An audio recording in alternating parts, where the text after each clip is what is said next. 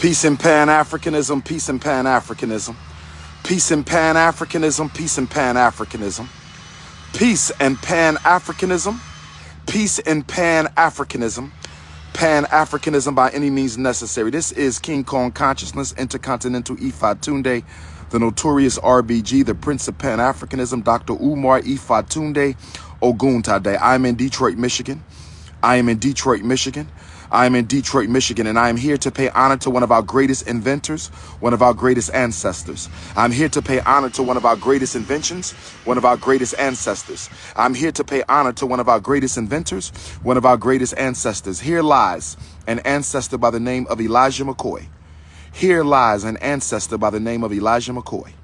Here lies an ancestor by the name of Elijah McCoy. If you have ever heard the phrase, the real McCoy, the real McCoy was coined after this brother whose inventions were so powerful and whose inventions were so reliable that people often stole and copied and counterfeited and bootlegged his inventions. So because his self-lubricating cup that he made, he invented a method to automatically lubricate the engine parts of trains and ships, which was later extended to cars and planes and other types of moving automobiles and mechanics, that it was so popular that everybody needed to get their hands on it, so they started stealing it and replicating it. But people wanted the real thing.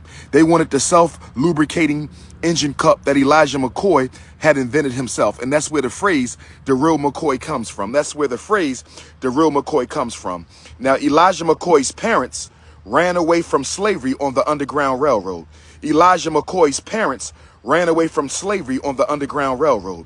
Elijah McCoy's parents ran away from slavery on the Underground Railroad, Ifa Tunde 3 times. And they ran away from slavery in Kentucky. They ran away from slavery in Kentucky. They ran away from slavery in Kentucky. Shout out to my Kentucky Africans. Shout out to all my Kentucky Africans. Shout out to all my Kentucky Africans. And so Elijah McCoy's parents ran away from slavery in Kentucky, and they ended up in Canada. They ended up in Canada, brothers and sisters. Elijah McCoy was born in Canada. He was one of 10 or 11 children. He was one or 10 of 11 children. His parents returned to the United States. They returned to the United States, and Elijah McCoy was naturalized, and he became a U.S. citizen at the age of 15. Now check this out. At the age of 15, Elijah McCoy's parents sends him to Scotland, the country Scotland in Europe, and he enrolls in the University of Edinburgh in Scotland. He enrolled in the University of Edinburgh in Scotland. He enrolled at the University of Edinburgh in Scotland, and I believe he was only about 15 years old in college. 15 years old in college. Okay, I believe he was only 15. He was 15 when he got to Scotland. It's possible he could have been a little bit older when he enrolled at the University of Edinburgh in Scotland. He became a certified mechanical engineer. He became a certified mechanical engineer. He became a certified mechanical engineer at the University of Edinburgh in Scotland. He then returned back to America. Okay, he ultimately moved to Michigan. All right, he moved to Michigan, and he couldn't get a job as a certified mechanical engineer. He couldn't get a job as a certified mechanical engineer. He couldn't get a job as a certified mechanical engineer. So he became a fireman, and he became an oil man. They would pay you to go into the engine and oil the parts of the engine. So while working as an oil man on the engines of the Michigan Railroad Company, he invented this idea. He came up with an idea of a self-lubricating oil cup that would be inside the engine. He came up with this idea of a self-lubricating oil cup that would be inside the engine and would automatically oil the parts of the engine that needed the oil. This was Elijah McCoy's greatest invention. He invented more than 57 things in his life. Booker T. Washington credited him in his Story of the Negro in 1909. Pan-Africanist educator Booker T. Washington credited him in his Story of the Negro in 1909 as having made more inventions than any other African in America up until that time. He is credited as having invented more things than any other African in America up until that time. but he couldn't get a real job. So he ended up inventing the self-lubricating engine. So whenever you drive a car, whenever you're on a train, whenever you're on a bus, whenever you're on a plane, I don't care if you got a Honda, I don't care if you got a Chevy, I don't care if you got a Benz, I don't care if you got a Beamer, I don't care what bus you're driving on. The only reason why that car, that bus, that plane, that train doesn't have to stop and re-oil every hour or every 15 minutes is because of this black man. He transformed transportation. I said Elijah McCoy transformed transportation. I said Elijah McCoy transformed transportation, brothers and sisters. And when he became old, when he became an elder, he opened up the McCoy Manufacturing Center to produce many of the things that he invented. But he really didn't have enough money to really get his manufacturing company off the ground the way that he wanted to. So what a lot of black inventors did back then is they sold their inventions to wealthy white men.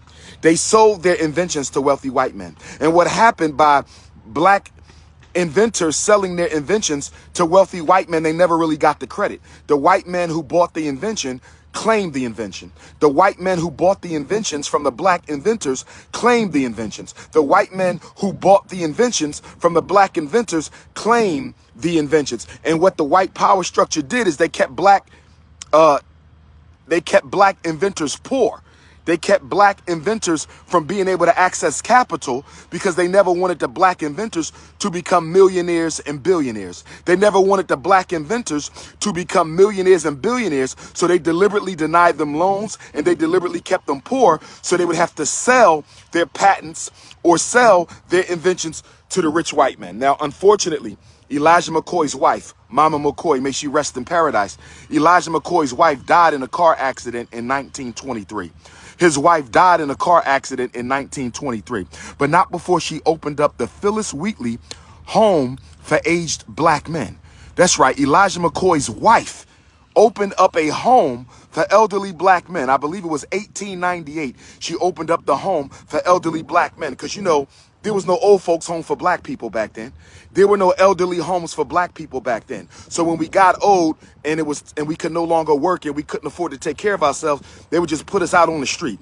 See, the original homeless person of America was the black man and woman. I said the original homeless population of America was the black man and woman, because in slavery, when you could no longer work for the slave master, they turned you out on the streets to die. And after slavery, when you could no longer work for yourself to pay your bills and keep a roof over your head, they would turn us out to the streets and die. And Elijah McCoy died on the anniversary of Gabriel Prosser's slave rebellion, on the anniversary of the execution of Gabriel Prosser, who organized the Great Slave Rebellion of Richmond, Virginia.